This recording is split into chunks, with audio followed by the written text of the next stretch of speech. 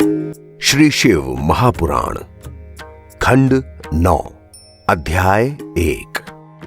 सूत जी ने शौनक आदि ऋषियों से कहा।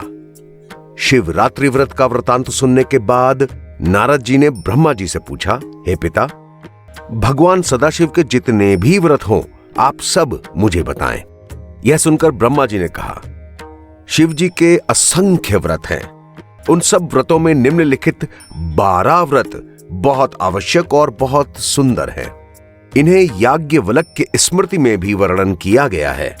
मनुष्यों को चाहिए कि इन व्रतों को जरूर धारण करें, क्योंकि इन्हें किए बिना कोई भी काम सिद्ध नहीं होता। इसलिए पुत्र, इन व्रतों को ध्यान से सुनो।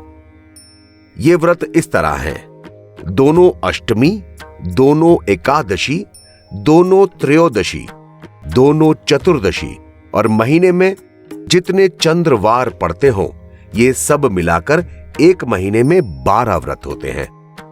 भगवान सदाशिव की आज्ञा है कि अष्टमी के व्रत में केवल फलाहार करना चाहिए, लेकिन शुक्ल पक्ष की एकादशी को निर्जल व्रत रखना चाहिए। कृष्ण पक्ष की एकादशी को भोजन किया जा सकता है। इसी तरह दोनों त्रयोदशी और कृष्ण पक्ष की चतुर्दशी में भी एक बार भोजन करने की आज्ञा है, लेकिन शुक्ल पक्ष की चतुर्दशी में निर्जल व्रत करना चाहिए।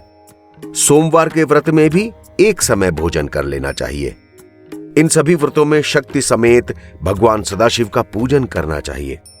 इन व्रतों में अपनी सामर्थ्य के अनुसार शिव भक्तों को भोजन कराना चाहिए और शक्ति के अनुसार दान देना चाहिए।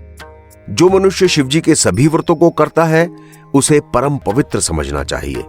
यदि कोई मनुष्य 12 व्रत नहीं रख सकता और केवल एक ही व्रत धारण कर पाता है तो वो भी शुभ है। इन दोनों तरह के व्रतों को रखने वालों पर भगवान सदाशिव हमेशा अपनी कृपा बनाए रखते हैं। हे नारद, 4 वस्तु मुक्ति प्रदान करने वाली होती हैं। पहली, शिव जी का पूजन, दूसरा शिव जी का तप, तीसरा शिव जी का व्रत और चौथा काशी में मृत्यु। इन सब व्रतों में शिव जी का व्रत अत्यंत श्रेष्ठ कहा गया है। शिवरात्रि के व्रत को सभी वर्ण, सभी आश्रम और सभी आयु के स्त्री पुरुष रख सकते हैं। जो लोग शिवरात्रि के व्रत को रखते हैं उन्हें तो शिवलोक मिलता है।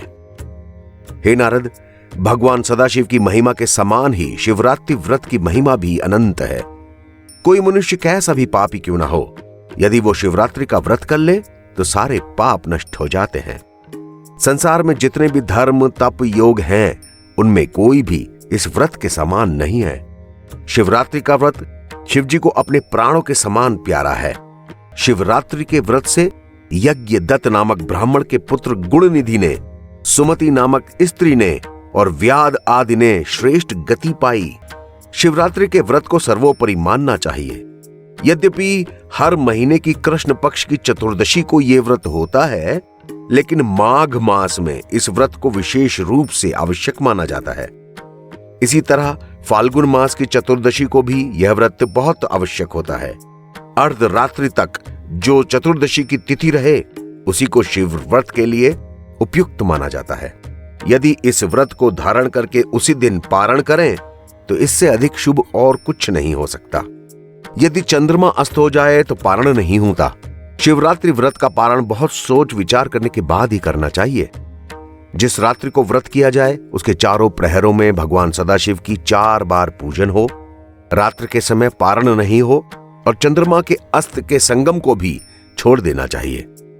चंद्रमा के सहयोग बिना यदि दिन में पारण हो सके तो ऐसा सुयोग बड़े ही भाग्य से मिलता है।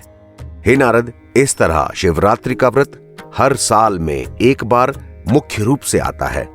इस व्रत को करने से ब्रह्म हत्या जैसे पाप भी दूर हो जाते हैं। अन्य कोई भी व्रत इस व्रत के समान नहीं है। जो मनुष्य इस व्रत को नहीं करता उसे कष्ट उठाने होते हैं। ऐसे मनुष्य का कोई भी काम पूरा नहीं हो पाता। यदि यह व्रत अनजाने में भी हो जाए तो भी व्रत करने वाले को श्रेष्ठ गति मिलती है। यदि कोई पापी मनुष्य इस व्रत को धारण कर ले तो उसे दोनों लोकों में प्रसन्नता मिल जाती है। जो मनुष्य निश्चय पूर्वक इस व्रत को धारण करता है उसे देखकर यमराज भी भयभीत हो जाते हैं।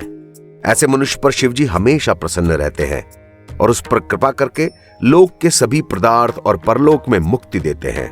शिवरात्रि व्रतधारी संपूर्ण कुल को भी मुक्त कर देता है और देवता मुनि सभी उसकी प्रशंसा करते हैं।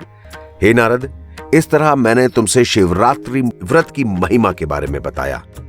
अब चारों प्रहर की पूजा विधि सुनो।